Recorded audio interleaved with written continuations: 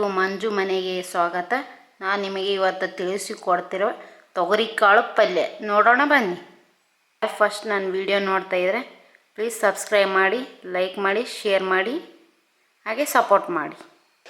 ಈಗ ತೊಗರಿಕಾಳು ಸೀಸನ್ ಇದೆ ಅಲ್ವಾ. ಈಗ ನಾನು 2 ಕಪ್ ನೀರು ಹಾಕ್ಕೊಂಡಿದ್ದೀನಿ. ಚೆನ್ನಾಗಿ ತೊಳ್ಕೊಂಡು 2 ವಿಸಿಲ್ ಕೂಗಿಸ್ಕೊತೀನಿ. ಈ ರೀತಿ ಕುದಿಬೇಕು. ಕುದ್ದಿದೆ ನೋಡಿ, ಈ ರೀತಿ ಕುದಿಬೇಕು. ಈಗ ನಾವು ಒಗ್ಗರಣೆ ಕೊಡ್ತೇವೆ. ಬಾಣಲಿ ಇಟ್ಟಿದ್ದೀನಿ, ಸ್ವಲ್ಪ ಚೆನ್ನಾಗಿ ಕಾಯಿಲಿ. ಬಾಣಲಿ ಕಾಯ್ದಿದೆ, ನಾನೀಗ ಎಣ್ಣೆ ಹಾಕ್ಕೊತ ಇದ್ದೀನಿ. ಎಣ್ಣೆ ಕಾಯ್ದು ಸ್ವಲ್ಪ ಜೀರಿಗೆ ಸಾಸಿವೆ ಹಾಕ್ಕೊತಿದ್ದೀನಿ. ಹಾಗೆ 2 ಮೀಡಿಯಮ್ ಸೈಜ್ ಈರುಳ್ಳಿನ ಹಾಕ್ಕೊತೀನಿ.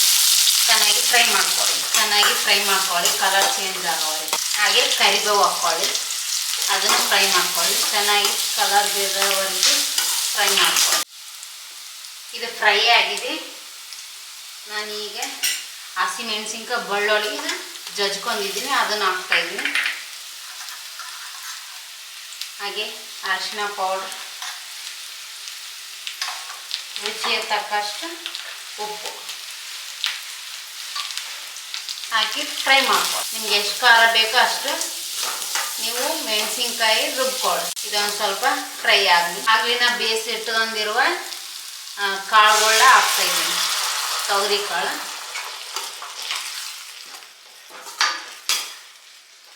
ಇದು ಚೆನ್ನಾಗಿ ಮಿಕ್ಸ್ ಮಾಡ್ಕೊಳ್ಳಿ. ಇದೊಂದು 5 ನಿಮಿಷ ಬೇಯಿಸ್ಕೊಳ್ಳಿ ಚೆನ್ನಾಗಿ. ಇದು 5 ನಿಮಿಷ ಬೆಂದಿದೆ. ನಾನೀಗ ಶೇಂಗಿನ ಪುಡಿ ಹಾಕ್ತಾಯಿದ್ದೀನಿ. ನೀವು ಶೇಂಗಿ ಪುಡಿ ಇದ್ದರೆ ಶೇಂಗಿ ಪುಡಿ ಹಾಕ್ಕೊಳ್ಳಿ, ಇಲ್ಲ ಗುರಾಳಿ ಪುಡಿ ಇದ್ರೂ ಹಾಕ್ಕೋಬೋದು ನೀವು. ಇದೊಂದು ಸ್ವಲ್ಪ 1-2 ನಿಮಿಷ ಬೇಯಿಸ್ಕೊಳ್ಳಿ. ಈಗ ನಾನು ಸ್ವಲ್ಪ ಕೊತ್ತಂಬರಿನ ಉದುರಿಸ್ಕೊಳ್ತಾ ಇದ್ದೀನಿ. ನಮ್ಮ ಪಲ್ಯ ರೆಡಿ ಆಯಿತು. ನಮ್ಮ ತೊಗರಿಕಾಳು ಪಲ್ಯ ರೆಡಿ ಆಯಿತು ನೋಡಿ. ಎಷ್ಟು ಸಿಂಪಲ್ ಆಗಿದೆ. ನೀವು ಒಮ್ಮೆ ಮಾಡಿ ಟ್ರೈ ಮಾಡಿ.